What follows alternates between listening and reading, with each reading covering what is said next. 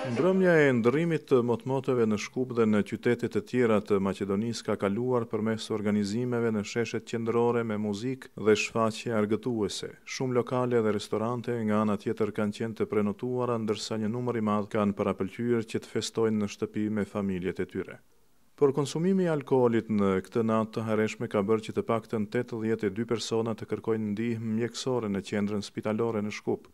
18 persona kanë marrë lëndime në aksidente trafiku, 7 persona kanë pësuar lëndime nga rrahjet dhe 15 vet kanë pësuar thyerje eshtrash. Ndërkohë 2 njerëz kanë gjetur vdekje në raste të ndara si pasojë e aksidenteve të trafikut.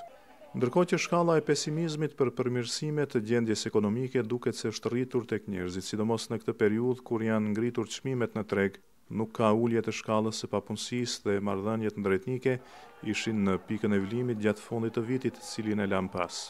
Drejtuesit shtetëror kanë uruar qytetarët për një vit të begatë dhe në mirëqenie. Razlikите I podelbite ne smeja da ne odvleqen. Presidenti Gjorgje Ivanov beson se Maqedonia do të shkojë atje ku e ka vendin, sipas tij në familjen evropiane, ndërkohë që ligjvënësit duhet të punojnë për një jetë më të mirë për qytetarët e vendit. Dallimet dhe ndarjet nuk guxojnë të na zhvendosin nga interesat shtetërore dhe qëllimet strategjike.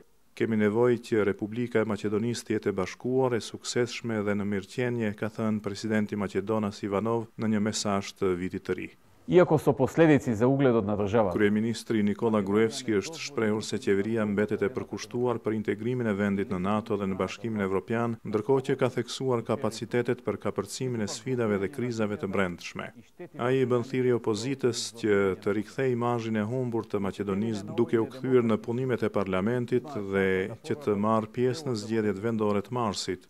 Kryeministri Maqedonas shpreson se ky vit do të forcojë mes tjerash marrëdhëniet ndërretnike. Për Zërin e Amerikës nga Shkupi, Isak Ramadani.